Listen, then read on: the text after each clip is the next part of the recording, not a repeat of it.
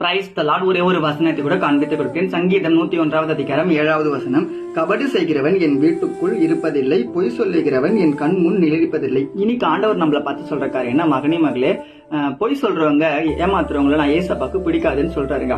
கபடு செய்கிறவன் அப்படின்னு என்னன்னு பாத்தீங்கன்னா நயவஞ்சகனமா, அதாவது அடுத்தவங்களை ஏமாத்துறவங்க தான் கபடு செய்கிறவன் நம்ம சொல்லுவோம். அப்படிப்பட்ட பிள்ளைகளை ஆண்டவர் வெறுக்கிறாராமா, அவங்கள ஏசப்பாக்கு பிடிக்காதுன்னு சொல்றாரு.